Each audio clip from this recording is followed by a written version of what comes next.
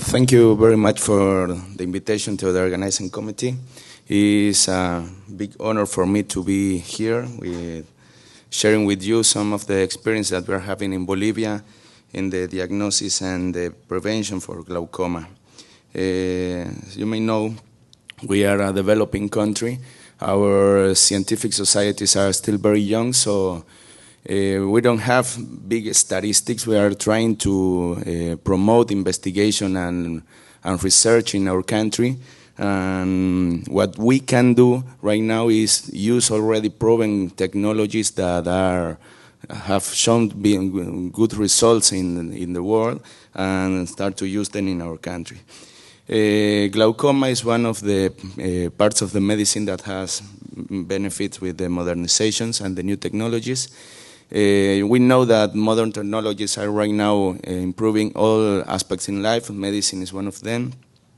We have new technologies for diagnosis, for understanding physiology, and many treatment options and control options for our patients. But glaucoma had suffered like a small progression, even though it's considered one of the leading causes of blindness in developing countries and in most developed countries, you can see in the statistics. And why we say that? Because from 1960, it didn't have much evolution, considering that we are still considering gold standard the trabeculectomy, the thymolol, and the Goldman tonometry. So we understand that we have a lot to learn about understanding mechanism of glaucomas. We are understanding physiopathology of glaucomas. There are a lot of theories that usually overlap between themselves, and we know there is not only one through, and there is a lot of research to do. The treatment has to be improved. Right now we are only managing intraocular pressure. There are many investigations about neuroprotections and ocular blood flow. And what we are trying to do is eventually only prevention, like getting earlier diagnosis and controlling the populations. As I was saying, Bolivia, it didn't have much investigations. There is a new generation of ophthalmologists that have come from other parts of the world, and we are very interested in researching and in technologies, and that's why new societies of scientific societies like the Bolivian Glaucoma Society that only have 5 years of existence are starting to work. In the area of diagnosis, there is not much to say. Right now, the optical coherence tomography is one of our gold standard. Initially used for retinal diseases, to understand what we couldn't see, what was below the retina. But right now, the studies of optic nerve head, the peripapillary fibers, and retinal nerve fiber layers in the macular and perimacular zone are now considered all around the world gold standard for glaucoma diagnosis, especially when we talk about early diagnostic, knowing that we can find damage here before functional damage in the standard wide-on-wide campimetry. The OCT has improved in their more detailed studies that looks like almost like histology studies and give us the chance to separate and measure different layers of the retina to give us even earlier detections. And that's one of the facts that glaucoma specialists are known that we have to do is to get early detection. As you can see, there's a diagram here of Dr. Weinreb, who that shows the normal stages of glaucoma.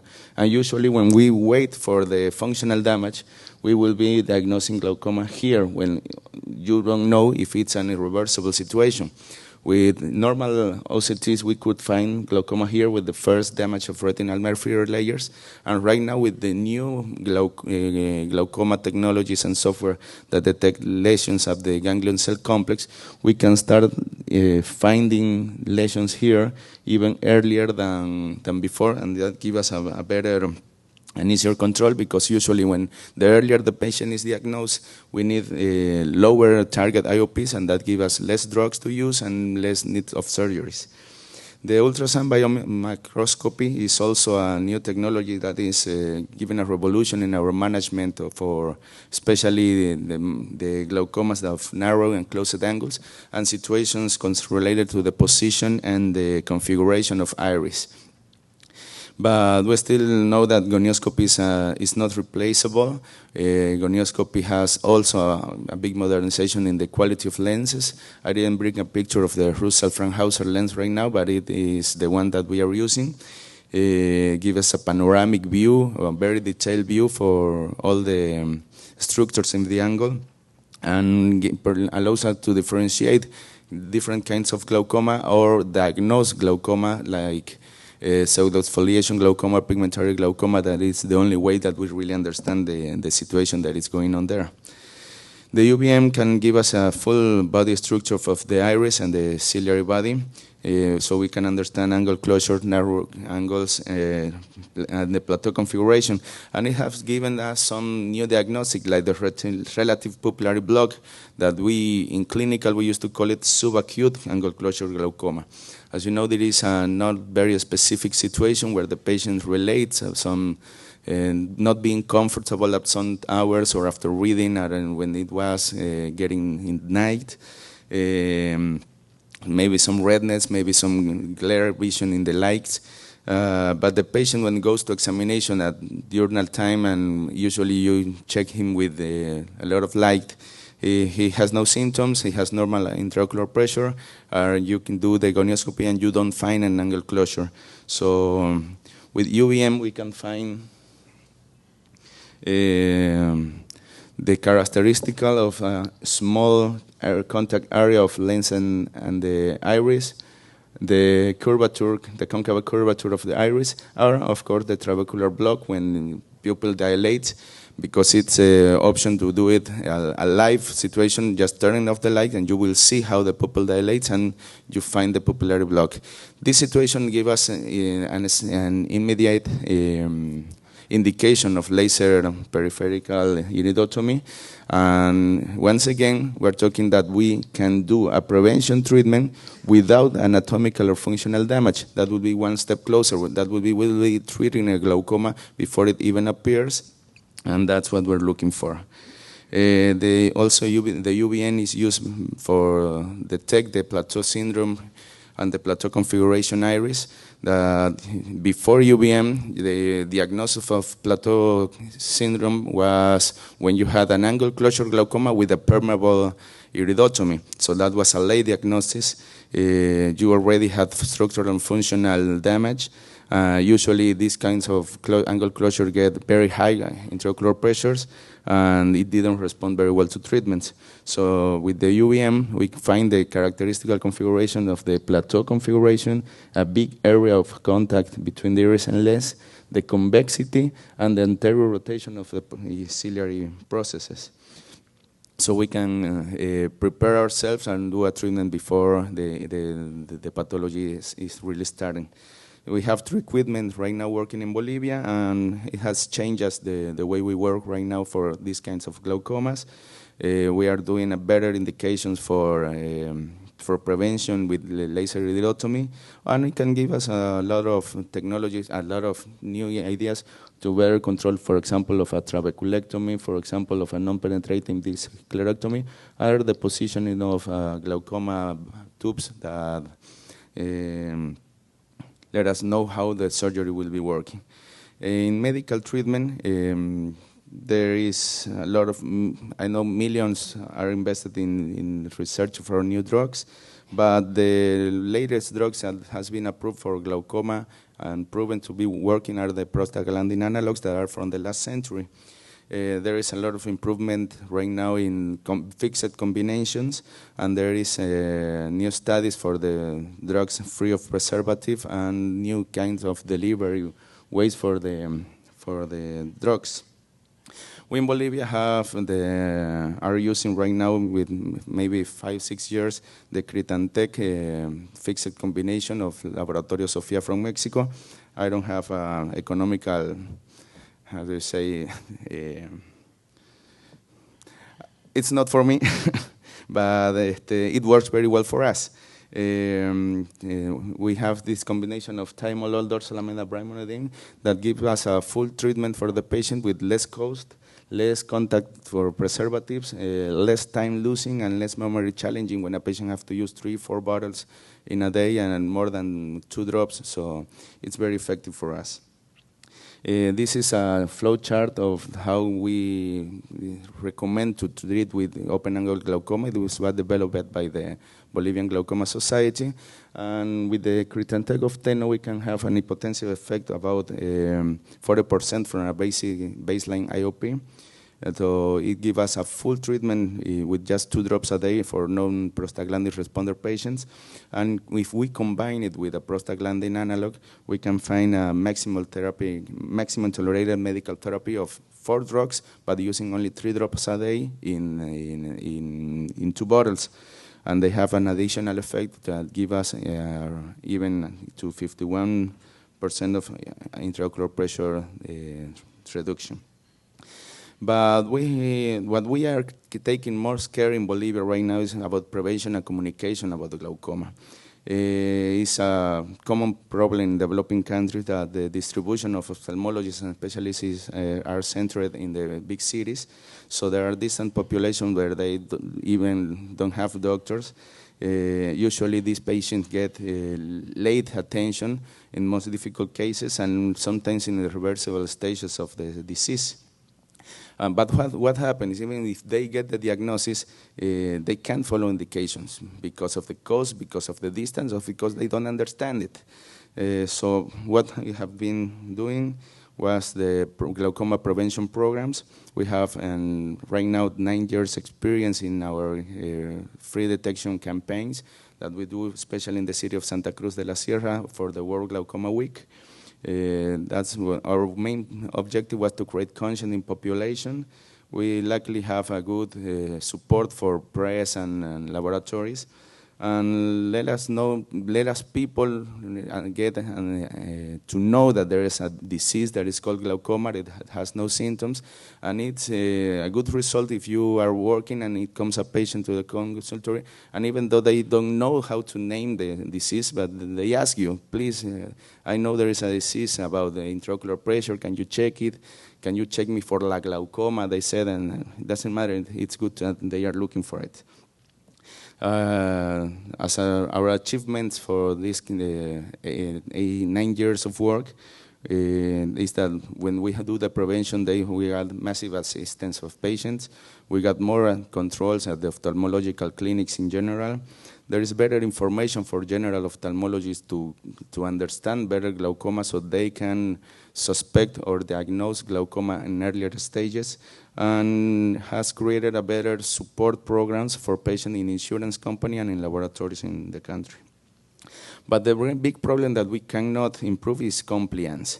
Because of economical difficulties, because of the patient doesn't consider it comfortable, or because of they cannot understand the situation, give us talks like we have usually in our consultories, that the patient says, oh yes, I did the treatment for 1 month, and when I got cured, I stopped using it. It's very common that he says to you, you didn't tell me I had to use it. It's really common.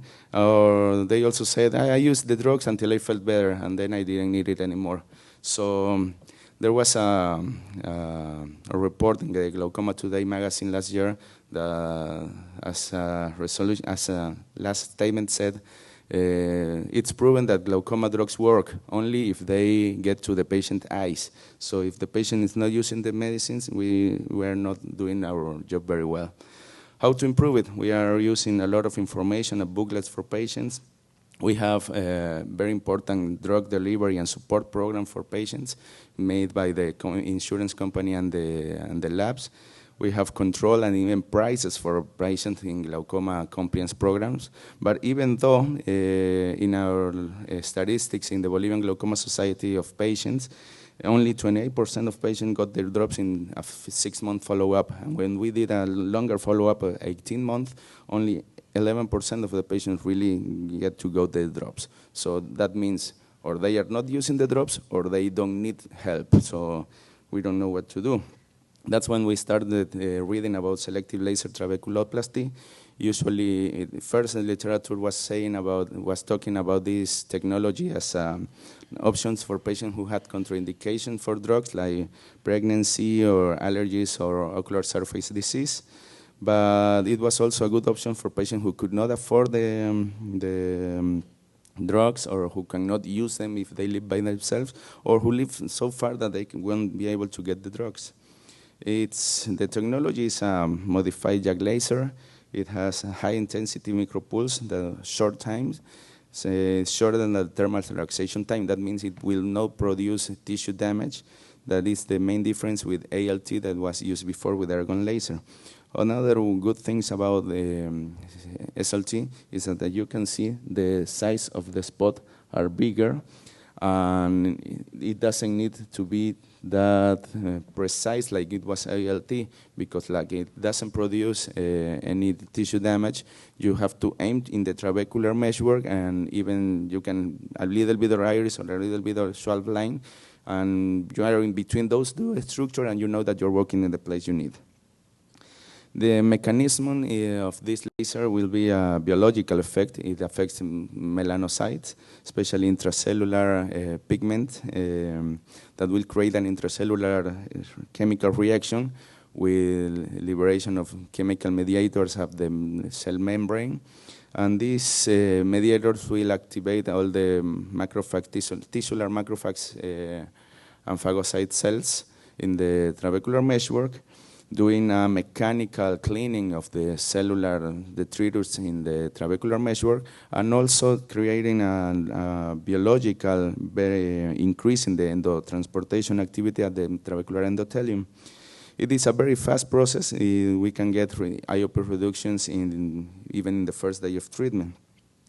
We started working with this technology maybe 1 year and a few months. We found in the 8th campaign 67 patients with ocular hypertension or glaucoma. 38 patients had the indication of SLT, and 23 accepted to do the treatment.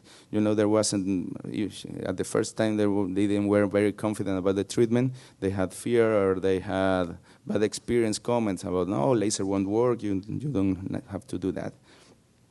But there is a saying in Bolivia, we always say it, a new broom always sweeps very well. Of the 23 patients treated, 100% of them got a good reduction in intraocular pressure. 18 of them achieved their target intraocular pressure, and 5 of them needed help with medication. We did control of intraocular pressure for 1 week in the first month, and then controls every month. And once every 6 months or a year, controls of campimetry, ophthalmoscopy, and OCT. The second experiment was in the last October, in the World Vision Day. We found it was a campaign for detecting cataract, glaucoma, and retinal diseases. We found 54 patients with glaucoma or ocular hypertension, and 42 of them had the indication of SLT.